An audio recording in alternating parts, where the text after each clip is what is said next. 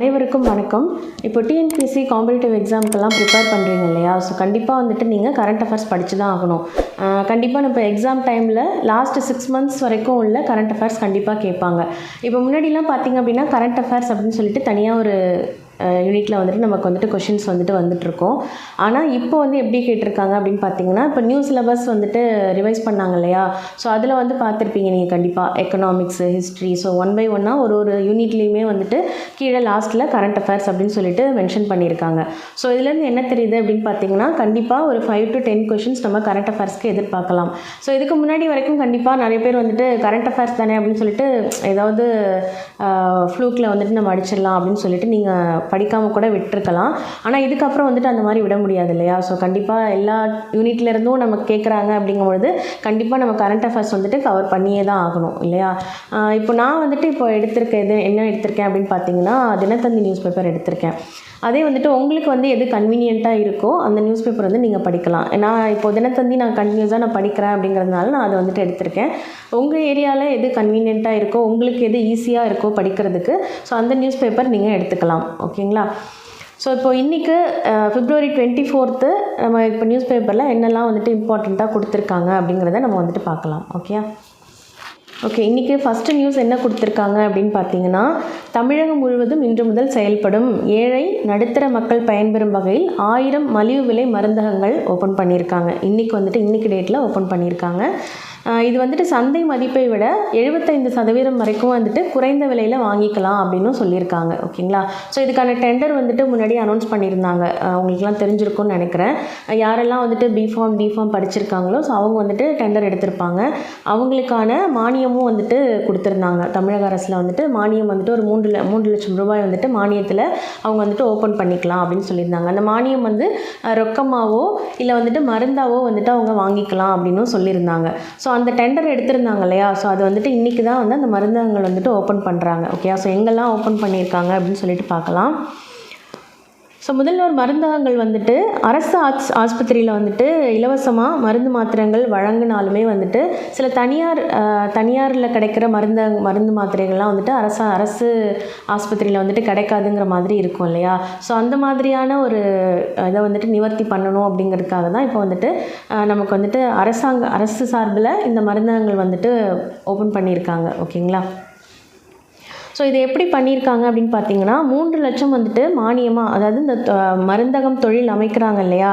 இந்த மருந்தகம் தொழிலுக்கு அரசாங்கம் 3 லட்சம் மானியமாக கொடுக்குறாங்க. ஸோ இதை அவங்க ரொக்கமாக பாதியாக இப்போ ரொக்கமாகவும் அவங்க கொடுக்கலாம், மீதியை மருந்தாகவும் இவங்களுக்கு கொடுக்குறதுக்கான வாய்ப்புகள் இருக்குது அப்படின்னு சொல்கிறாங்க. ஓகேங்களா?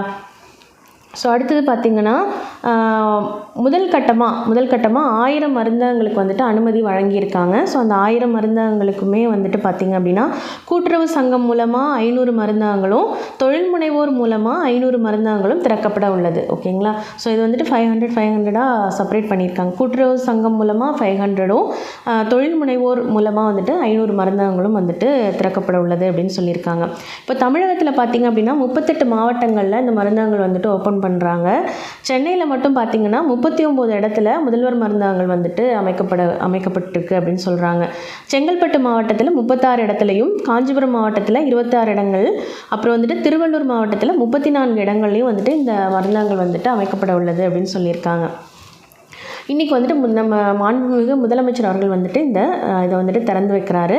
எங்கேருந்து அப்படின்னு பார்த்தீங்கன்னா, சென்னை கோட்டூர்புரத்தில் அண்ணா நூற்றாண்டு நூலகத்தில் நடைபெறும் விழாவில் முதலமைச்சர் மு.க. ஸ்டாலின் காணொளி காட்சியின் மூலம் இன்று திறந்து வைக்கிறார் அப்படின்னு கொடுத்துருக்காங்க. ஓகேங்களா? இதன் பிறகு சென்னை பாண்டி பஜாரில் கூட்டுறவுத்துறை மூலம் அமைக்கப்பட்டு உள்ள முதல்வர் மருந்தகத்தை அவர் பார்வையிடவும் போகிறாரு. இப்போ ஏழை நடுத்தர மக்கள் பார்த்திங்க அப்படின்னா, ஒரு எமர்ஜென்சி, ஏதோ ஒரு பெரிய இஷ்யூ, அவங்களுக்கு மெடிசன் வாங்கணும் அப்படின்னா, இப்போ நமக்கு அரசு ஆஸ்பத்திரியில் கிடைக்காத மருந்துகள்லாம் நம்ம ப்ரைவேட்டில் தான் வாங்குகிறோம் இல்லையா? ஸோ அந்த டைமில் நம்ம இந்த முதல்வர் மருந்தகம் மூலமாக வாங்குகிறோம் அப்படின்னா நமக்கு 75% வரைக்குமே டிஸ்கவுண்ட் கிடைக்கிறதா சொல்லியிருக்காங்க. இப்போ சாதாரணமாக ஒரு ஹாஸ்பிட்டல் போனோம் அப்படின்னாலே ஒரு 1000லேருந்து 2000 மெடிசன் காஸ்ட்டுக்கே ஆகிடுது.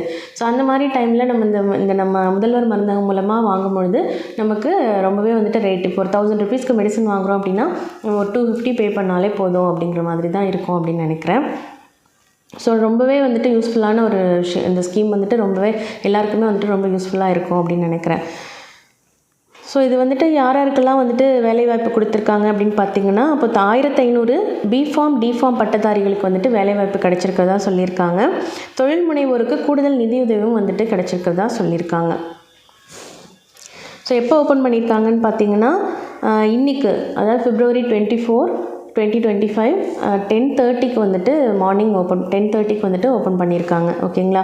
ஸோ அண்ணா நூற்றாண்டு நூலக கலையரங்கம் மூலமாக வந்துட்டு நூலக கலையரங்கத்திலேருந்து நம்ம மாண்புமிகு முதலமைச்சர் அவர்கள் வந்துட்டு ஓப்பன் பண்ணியிருக்காங்க. ஸோ அடுத்ததாக பார்த்தீங்கன்னா, இன்றைக்கி அடுத்த முக்கியமான ஒரு விஷயம் வந்துட்டு செல்வி ஜெயலலிதா அம்மையார் அவர்களுக்கு வந்துட்டு பிறந்த நாள். ஓகேங்களா. ஸோ 77வது பிறந்த நாள். ஸோ அதுக்காக அவங்களுடைய கட்சி சார்பில் வந்துட்டு எடப்பாடி பழனிசாமி அவர்கள் வந்து தொண்டர்களுக்கு கடிதம் எழுதியிருக்காரு, வாழ்த்தும் தெரிவிச்சிருக்காரு. ஸோ அடுத்ததாக தருமபுரி கிழக்கு மாவட்ட திமுக செயலாளர் நீக்கம், புதிய பொறுப்பாளராக தர்மசெல்வம் நியமனம், அமைச்சர் துரைமுருகன் அறிவிப்பு.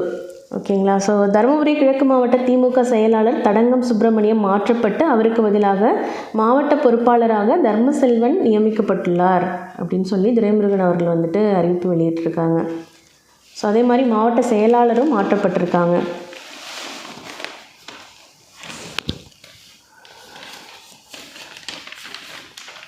அடுத்ததான் முக்கியமான விஷயம் அப்படின்னு பார்த்தீங்கன்னா, நாளைக்கு வந்துட்டு தமிழக அமைச்சரவை கூடுகிறது.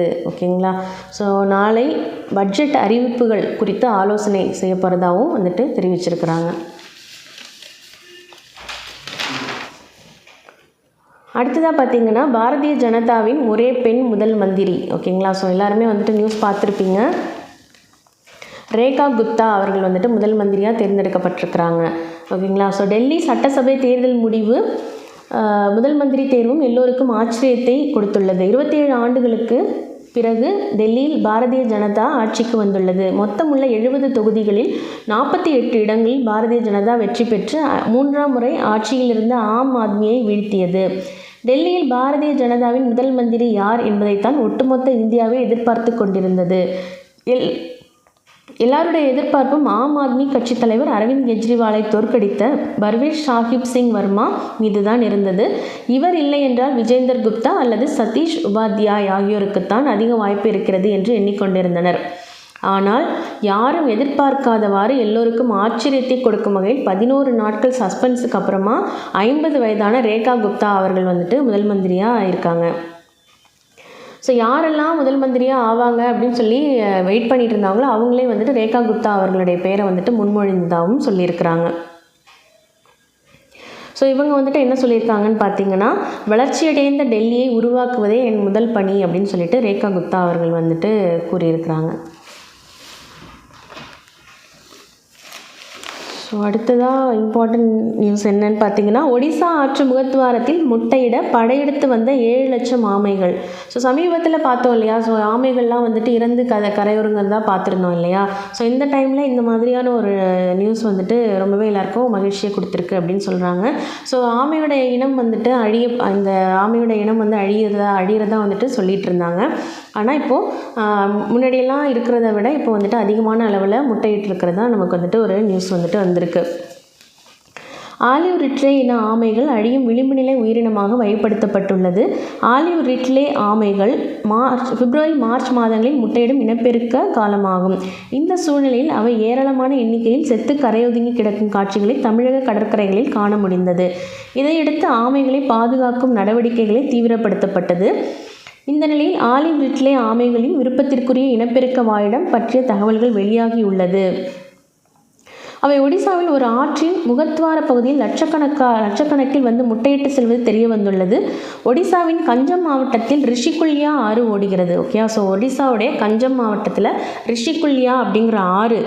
ஓகே. ஸோ இது கடலில் கலக்கும் முகத்வார பகுதியில் ஆலிவ் ரிட்லே ஆமைகளின் விருப்பத்திற்குரிய இனப்பெருக்க மண்டலமாக அடையாளம் காணப்பட்டிருக்கு. ஓகேங்களா. ஸோ அந்த இடம் வந்து அந்த தட்பவெப்பநிலை வந்துட்டு ஆமைகளுக்கு வந்து ஏதுவானதாக இருந்திருக்கு. ஸோ ரிஷிகுல்யா முகத்வாரத்தில் ஆமைகளின் முட்டையிட்டு கூடு கட்டும் பணி பிப்ரவரி 16 அன்று தொடங்கியது. இந்த நதி கடலில் கலக்கும் கடற்கரை பகுதியில் ஆமைகளின் முட்டைகளை அடங்காக்க ஏதுவான வெப்பநிலை இருப்பதாக அறிந்த ஆமைகள் அதிக எண்ணிக்கையில் படையெடுத்து வந்து முட்டையிட ஆரம்பித்தன. இதுவரை சுமார் 6.82 லட்சம் ஆமைகள் முட்டைகள் இட்டு சென்றதாக மதிப்பிடப்பட்டுள்ளது. ஓகேங்களா. ஸோ இது வரைக்குமே February 16 ஸ்டார்ட் ஆகிருக்கு. இப்போ வரைக்கும் பார்த்திங்கன்னா 6.82 லட்சம் ஆமைகள் வந்துட்டு முட்டையிட்டு சென்றதாக மதிப்பிடப்பட்டிருக்கு. ஸோ இது வந்துட்டு முந்தைய காலங்களை விட அதிகமாக இருப்பதாக புதிய சாதனையாக இது வந்துட்டு சொல்கிறாங்க.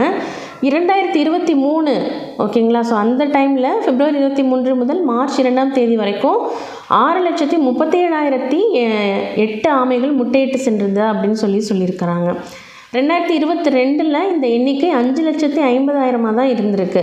இந்த ஆண்டு இன்னும் ஆமைகள் முட்டையிடுவது முடியாததால் எண்ணிக்கையில் மேலும் உயரக்கூடும். இதுவரை 6.82 லட்சம் ஆமைகள் முட்டையிட்டுள்ளன.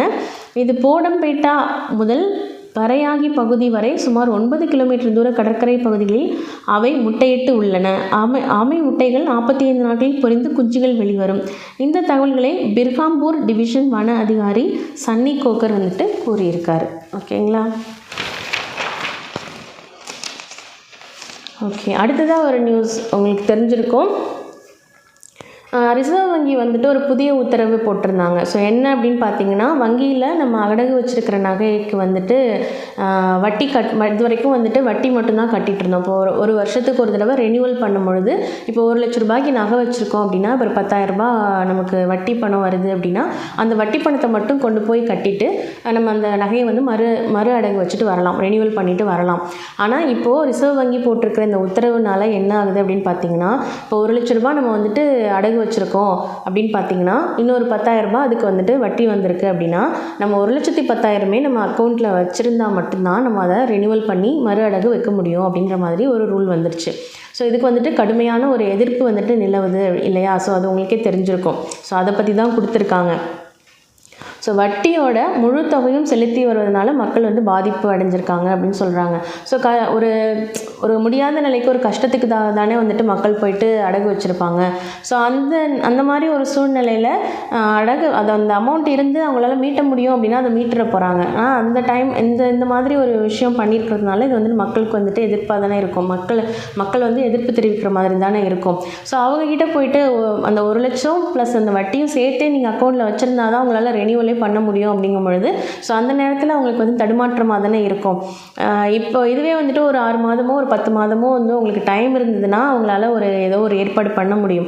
ஸோ இப்போ இந்த மாதம் தான் அவங்களுக்கு வந்து ரெனியூவல் டைமே இருக்குது அப்படின்னா அவங்க வந்துட்டு இப்போ தான் அந்த நியூஸே வந்திருக்கு. ஸோ அந்த சடன் டைமில் வந்துட்டு இப்போ ஜனவரியில் அப்படின்னா இப்போ அந்த ஜனவரி மாதத்துக்குள்ளே நம்ம வந்துட்டு பண்ணணுமே, பிப்ரவரி மாதத்துக்குள்ளே இதை வந்துட்டு பெரட்டி நம்ம வந்து வச்சாகணுமே.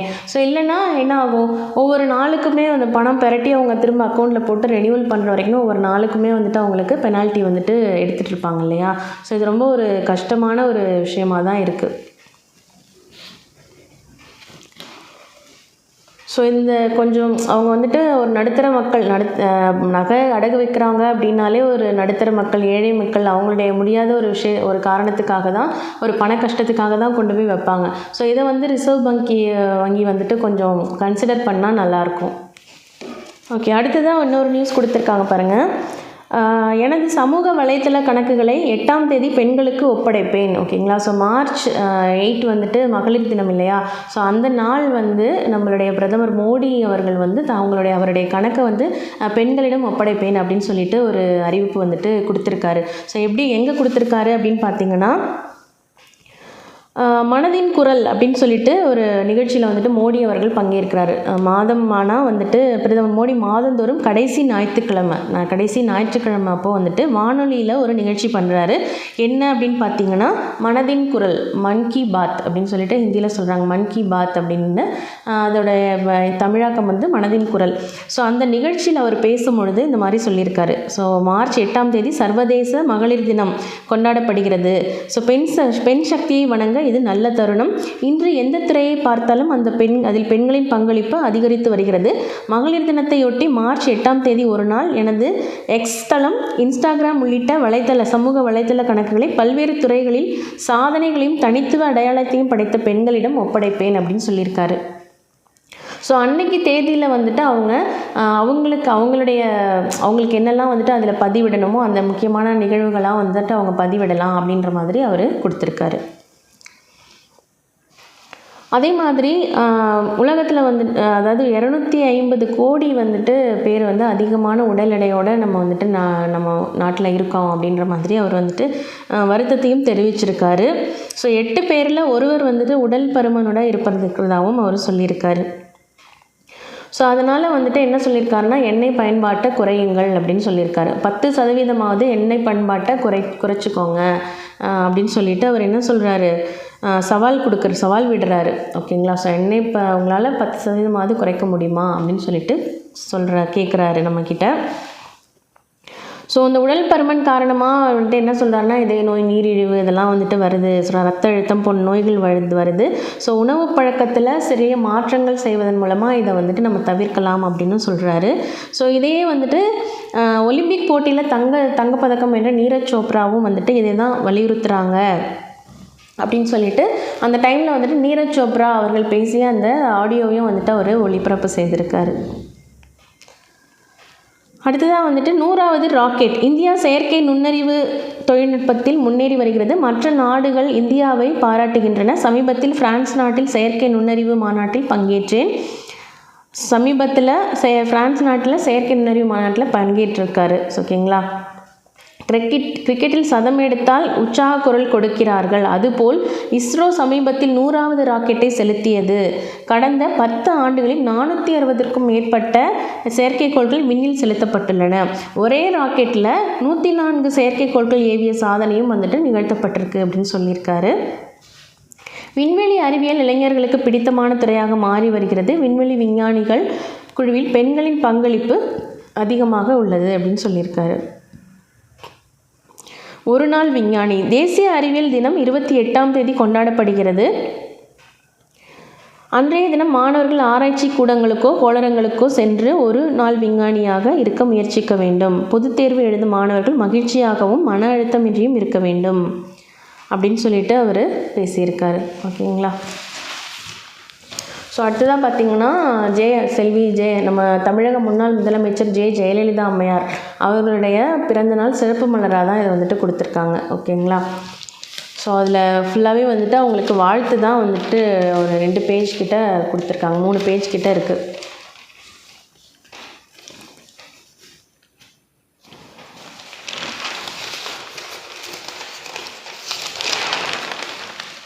ஸோ அம்மையார் அவர்கள் இருக்கும் பொழுது நமக்கு என்னெல்லாம் செஞ்சுருக்காங்க அப்படின்னு சொல்லிட்டு ஒரு சின்ன இதெல்லாம் கொடுத்துருக்காங்க. ஸோ இதெல்லாம் வரவேற்பு பெற்றது அப்படின்னு சொல்லிட்டு விளையாட்டுக்கு முக்கியத்துவம் கொடுத்துருக்காங்க. ஓகேங்களா. ஸோ அடுத்ததாக வரவேற்பை பெற்ற அம்மா உணவகம் ரொம்ப நல்ல வரவேற்பு பெற்றிருக்கு அப்படின்னு சொல்கிறாங்க. அடுத்ததாக மாணவர்களை கவர்ந்த மடிக்கணினி திட்டம். ஓகேங்களா. ஸோ மாணவர்களுக்கு மடிக்கணினி திட்டம் ஆரம்பித்து வச்சாங்க இல்லையா. ஸோ அதுவுமே நல்ல வரவேற்பை பெற்றிருக்கு அப்படின்னு சொல்கிறாங்க. அதே போல் ஆதரவற்ற முதியவர்களுக்கு மாதம் 1000 ரூபாய் உதவித்தொகை வழங்கியது மிகப்பெரிய வரவேற்பை பெற்றது அப்படின்னு சொல்கிறாங்க. ஓகேங்களா. ஸோ இது மாதிரி இன்னும் நிறைய திட்டங்கள் அம்மா அவர்களால் ஆரம்பிக்கப்பட்டிருக்கு. ஸோ எல்லாமே வரவேற்பு பெற்றது தான்.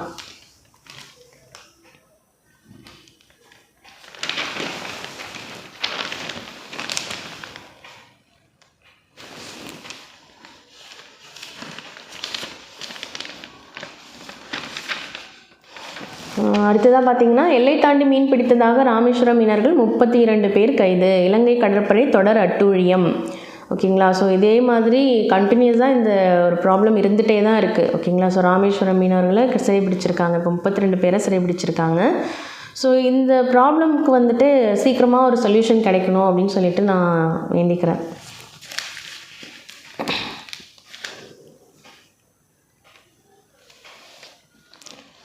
ஸோ அடுத்ததாக இன்ஜினியரிங் மாணவி பாலியல் பலாத்கார வழக்கில் கைதான அப்படின்னு சொல்லிட்டு ஞானசேகரனும் 100 பவுன் நகைகள் பறிமுதல் செய்திருக்காங்க. ஓகேங்களா. ஸோ அந்த நியூஸும் போட்டிருக்காங்க. ஸோ சென்னை அண்ணா பல்கலைக்கழகத்தில் இன்ஜினியரிங் மாணவி பாலியல் வன்கொடுமைக்கு ஆளானார். ஸோ அந்த நியூஸ் உங்களுக்கு தெரிஞ்சிருக்கும். ஸோ அவர்கிட்டேருந்து 100 பவுன் நகைகளை போலீஸார் பறிமுதல் செய்திருக்காங்க. ஸோ வரிசையாக இந்த மாதிரியான ஒரு நியூஸும் நம்ம பார்த்துட்டே தான் இருக்கோம் இல்லையா. ஸோ ஒரு நாளில் ஒரு பேப்பர்லன்னு எடுத்தோம் அப்படின்னா இதே மாதிரி நிறைய இருக்குது. குழந்தைங்கள்லேருந்து வயதானவர்கள் வரைக்குமே இந்த மாதிரியான ஒரு பிரச்சனைக்கு ஆளாகிறாங்க. ஸோ இந்த மாதிரியான ப்ராப்ளம்க்கு சீக்கிரமாக ஒரு சொல்யூஷன் கிடைக்கணும் இல்லையா.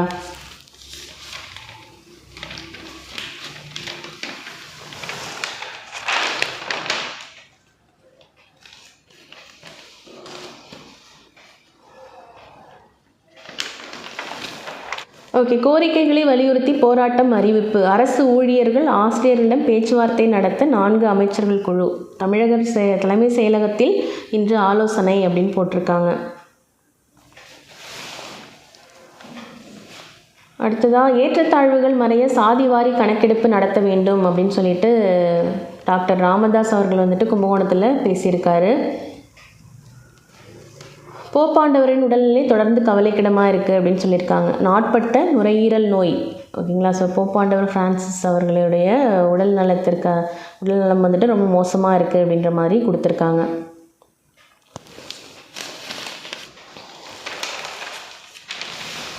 ஓகே, அடுத்ததான் இம்பார்ட்டன்ட் நியூஸ். ஒரு கண்டிப்பாக வந்துட்டு ஒரு 3 to 4 கொஷின்ஸ் வந்துட்டு ஸ்போர்ட்ஸ்லேருந்து கண்டிப்பாக கேட்டுருவாங்க. ஸோ அதுதான் பார்க்க போகிறோம் இன்றைக்கு என்ன முக்கியமாக கொடுத்துருக்காங்க அப்படின்னு பார்த்தீங்கன்னா, ஸோ இன்றைக்கி ஆட்டம் யாரெல்லாம் அப்படின்னு பார்த்தீங்கன்னா, நியூசிலாந்து வெர்சஸ் வங்காளதேசம் ஏ பிரிவு ராவல்பிண்டியில் 2:30 மணிக்கு, அதாவது 2:30க்கு இருக்குது பிற்பகல். மீட்சல் சாட்னர் கேப்டன் நஜ்முல் ஷிண்டோ இவங்க வந்துட்டு மோதிக்கிறாங்க. நியூசிலாந்தை சமாளிக்குமா வங்காளதேசம் அப்படின்னு கொடுத்துருக்காங்க. ஸோ அடுத்ததாக ஐசிசி விருதை பெற்றார் பும்ரா. இந்திய கிரிக்கெட் அணியின் முன்னணி வேகப்பந்து வீச்சாளர் ஐஸ்பிரித் பும்ரா ஐசிசியின் ஆண்டின் சிறந்த கிரிக்கெட் வீரர் மற்றும் ஆண்டின் சிறந்த டெஸ்ட் வீரர் விருதுக்கு தேர்வு செய்யப்பட்டிருந்தார். ஜஸ்பிரித் பும்ரா முதுகில் ஏற்பட்ட காயம் காரணமாக அவர் சாம்பியன்ஸ் கோப்பை போட்டியில் விளையாடவில்லை. இந்த நிலையில் இந்தியா பாகிஸ்தான் ஆட்டத்தை நேரில் பார்க்க துபாய் சென்றிருந்த அவருக்கு ஐசிசி சார்பில் அதன் தலைவர் ஜெய்ஷா அவ்விரு விருதுகளையும் வழங்கினார். மேலும் ஆண்டின் சிறந்த டெஸ்ட் அணியிலும் இவர் 20 ஓவர் போட்டியில் அணியிலும் இடம்பெற்றிருந்தார். அதற்குரிய சிறப்பு தொப்பியும் பும்ராவிற்கு வழங்கப்பட்டது. ஓகேங்களா. ஸோ ஜஸ்பிரித் பும்ரா அப்படின்றவருக்கு ஐசிசி விருது வந்துட்டு கொடுத்துருக்காங்க. ஸோ முதுகில் ஏற்பட்ட காயத்தினால இந்த சாம்பியன்ஸ் கோப்பை இந்த கிரிக்கெட் போட்டியில் வந்துட்டு அவர் விளையாடலை. அதை பார்க்குறதுக்காக, இந்தியா பாகிஸ்தான் ஆட்டத்தை பார்க்குறதுக்காக அவர் துபாய் போயிருக்காரு. ஓகேங்களா. ஸோ அந்த டைமில் அவருக்கு அந்த விருதையும் கொடுத்துட்டாங்க ஜஸ்பிரித் பும்ரா அவர்களுக்கு. ஸோ இன்றைக்கி வந்துட்டு பார்த்திங்கன்னா நியூசிலாந்து வர்சஸ் வங்காளதேசம் வந்துட்டு இருக்குது. ஸோ நேற்று நடந்ததில் பார்த்திங்க அப்படின்னா பாகிஸ்தானை பந்தாடியது இந்திய அணி அப்படின்னு சொல்லியிருக்காங்க.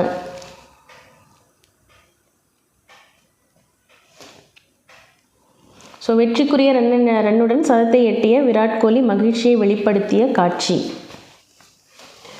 இந்திய வீரர் விராட் கோலி பாகிஸ்தானுக்கு எதிரான ஆட்டத்தில் 17 ரன் எடுத்த போது சர்வதேச ஒருநாள் கிரிக்கெட்டில் 14,000 ரன்களை கடந்த 3வது வீரர் என்ற சிறப்பை பெற்றார்.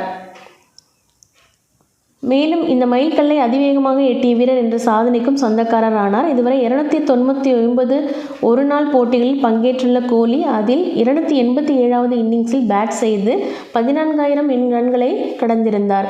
இதற்கு முன்பு சச்சின் டெண்டுல்கர் தனது 350 இன்னிங்ஸில் இந்த ஸ்கோரை எட்டியதே அதிவேகமாக இருந்தது.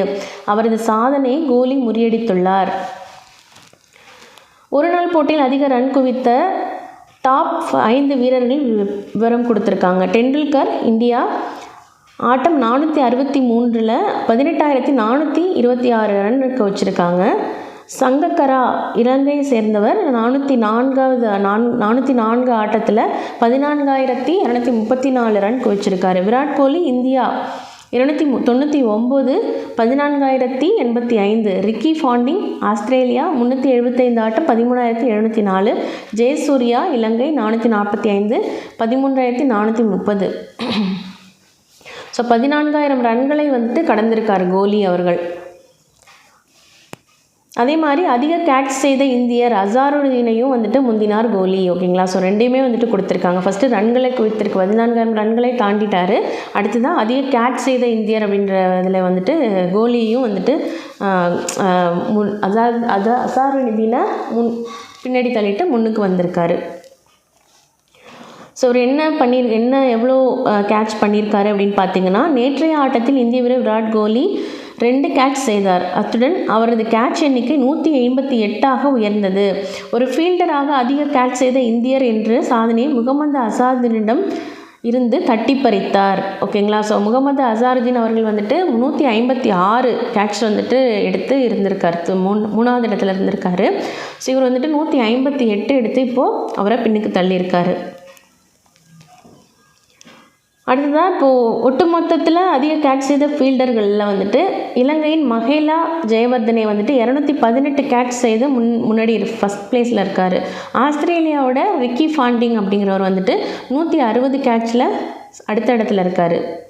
அதுக்கு அடுத்த இடத்துல தான் வந்துட்டு இப்போ கோலி அவர்கள் வந்துட்டு வந்துட்டார்.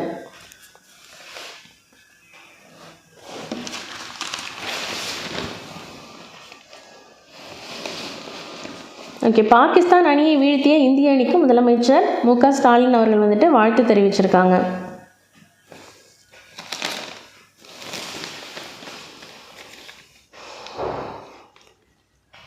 ஓகே, இது நியூஸ் பேப்பரில் அவ்வளோதான் இம்பார்ட்டண்ட்டான ஒரு நியூஸ் கொடுத்துருக்காங்க. அடுத்ததாக பார்த்தீங்கன்னா, தெலுங்கானாவில் இடிந்து விழுந்த சுரங்கத்துக்குள் சிக்கி 8 பேரை மீட்கும் பணி தீவிரம். தெலுங்கானாவில் இடிந்து விழுந்த சுரங்கத்திற்குள் சிக்கி 8 பேரை மீட்கும் பணி நேற்று 2வது நாளாக தீவிரமாக நடந்தது. நாகர் கர்னூல் மாவட்டத்தில் ஸ்ரீசைலம் இடதுகரை கால்வாய் திட்டப்பணிகள் நடந்து வருகின்றது. இதில் நல்கொண்டா மாவட்டத்தைச் சேர்ந்த 4 லட்சம் ஏக்கர் பாசனத்துக்கு நீரை கொண்டு செல்வதற்காக 44 கிலோமீட்டர் தூரத்திற்கு உலகின் ராட்சத சுரங்கம் அமைக்கும் பணிகள் நடந்து வருகிறது. பல ஆண்டுகளாக இந்த பணிகள் நடந்து வரும் நிலையில் 9.50 கிலோமீட்டர் தொலைவுக்கான பணிகள் மட்டுமே இனி பாக்கி உள்ளது. சில நாட்களாக கிடப்பில் போடப்பட்டிருந்த பணிகள் சமீபத்தில் மீண்டும் தொடங்கியது. இதில் வந்துட்டு 8 பேர் வந்துட்டு இந்த பணிகளில் ஈடுபட்டிருந்த இன்ஜினியர்கள் மற்றும் பணியாளர்கள் சுமார் 50 பேர் நேற்று முன்தினம் காலையில் சுரங்கம் அமைக்க பணிகளுக்காக சுரங்கத்திற்கு சென்றனர். சுரங்கம் தோண்டும் நீண்ட எந்திரத்துடன் அவர்கள் 13.5 கிலோமீட்டர் தூரத்தில் உள்ளே சென்ற நிலையில் திடீரென அந்த சுரங்கத்தின் மேற்பகுதி இடிந்து விழுந்தது. இதனை பார்த்ததும் 42 பேர் உடனடியாக சுரங்கத்தில் இருந்து வெளியே ஓடி வந்தனர். ஆனால் துரதிருஷ்டவசமாக 8 பேர் சுரங்க இடிபாடுகளுக்குள் சிக்கிக் கொண்டனர். இதில் 2 பேர் இன்ஜினியர்கள் ஆவர். ஸோ அதுக்காக பிரதமர் மோடி அவர்களும் ராகுல் காந்தி அவர்களும் கவலை தெரிவிச்சிருக்கிறாங்க. ஸோ அடுத்ததான் இன்னொரு நியூஸ் என்ன அப்படின்னு பார்த்தீங்கன்னா, இன்றைக்கி February 24 இல்லையா. ஸோ இன்றைக்கி வந்துட்டு பார்த்திங்கன்னா மாநில பெண் குழந்தைகள் பாதுகாப்பு நாள் அப்படின்னு சொல்லிட்டு 2020 அரசாணை வெளியிடப்பட்டிருக்கு. ஸோ இது எதனால் அப்படின்னு பார்த்திங்கன்னா, முன்னாள் முதல்வர் செல்வி ஜெயலலிதா இருக்காங்க இல்லையா. ஸோ அவர்களுடைய பிறந்த நாளான February 24 வந்துட்டு மாநில பெண் குழந்தைகள் பாதுகாப்பு நாளாக அறிவிக்கப்பட்டதற்கு தமிழக அரசு அரசாணை வெளியிட்டுள்ளது அப்படின்னு போட்டிருக்காங்க. சட்டப்பேரவையில் கடந்த 19 பேரவை, அதாவது அப்போ உள்ள நியூஸ் இது. ஸோ அது வந்துட்டு அந்த அறிக்கையை வந்து பேரவை விதி 110 கீழே அறிக்கை அளித்த முதல்வர் பழனிசாமி பெண் குழந்தைகள் நலனுக்காக பல்வேறு திட்டங்களை செயல்படுத்திய முன்னாள் முதல்வர் ஜெயலலிதாவின் நினைவை போற்றும் வகையில் அவரது பிறந்த நாளான February 24 ஆண்டுதோறும் மாநில பெண் குழந்தைகள் பாதுகாப்பு நாளாக அனுசரிக்க அதிமுக அரசு முடிவு செய்துள்ளது அப்படின்னு சொல்லிட்டு அறிவிச்சிருக்காரு.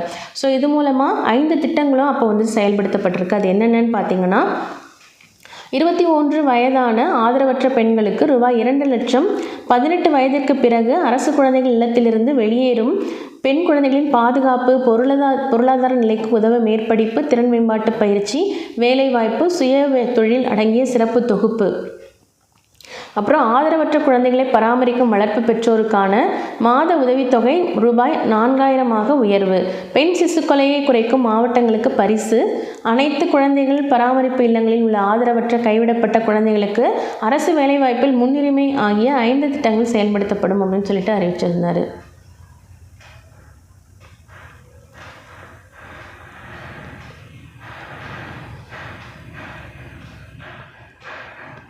ஓகே, இன்றைக்கி ஒரு நியூஸ் வந்துட்டு இதோட கம்ப்ளீட் ஆகுது. இதே மாதிரி ரெகுலராக வந்துட்டு டெய்லி வந்துட்டு இனிமேல் நியூஸ் வந்துட்டு இருக்கும். கரண்ட் அஃபேர்ஸ்க்காக நமக்கு வந்துட்டு நம்ம இனிமேல் வந்துட்டு டெய்லி நியூஸ் பேப்பர் வந்துட்டு கண்டினியூஸாக பார்க்க போகிறோம். ஸோ உங்களால் வந்துட்டு நியூஸ் பேப்பர் படிக்க முடியாதவங்க இருப்பீங்க இல்லையா. ஸோ அவங்க வந்துட்டு நம்ம இந்த கரண்ட் அஃபேர்ஸ் செஷன் பார்த்தீங்க அப்படின்னாலே உங்களுக்கு வந்துட்டு ஓரளவுக்கு நீங்கள் லேர்ன் பண்ணிக்கலாம். ஸோ இந்த கரண்ட் அஃபேர்ஸ் வந்துட்டு லாஸ்ட் மினிட்ல உட்காந்துட்டு தயவு செஞ்சு ஒரு ஜஸ்ட்டு இம்பார்ட்டண்ட் பாயிண்ட்ஸ் மட்டும் எடுத்து சில பேர்லாம் வந்துட்டு கொடுத்துருப்பாங்க. ஸோ அதை மட்டும் வச்சுட்டு நீங்கள் படிக்காதீங்க, கண்டிப்பாக உங்களுக்கு ஞாபகம் இருக்காது. ஓகேங்களா? ஸோ அன்னன்ன டேட்டுக்கு நியூஸ் பேப்பர் வாங்கி நீங்கள் படிச்சிங்க அப்படின்னா மட்டும்தான் வந்துட்டு உங்களால் இது பண்ணிக்க முடியும்.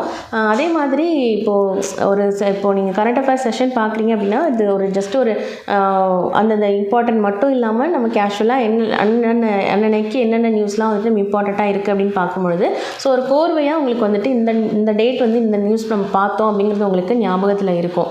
ஸோ அதனால் கண்டிப்பாக உங்களுக்கு எந்த நியூஸ் பேப்பர் கம்ஃபர்ட்டாக இருக்கோ அந்த நியூஸ் பேப்பர் வாங்கி படிங்க. ஓகேங்களா? ஸோ படிக்க முடியாதவங்க, வேலைக்கு போகிறவங்க நம்மளுடைய கரண்ட் அஃபேர்ஸ் செஷனை வந்துட்டு கண்டினியூவாக பார்த்துக்கோங்க. ஓகேங்களா?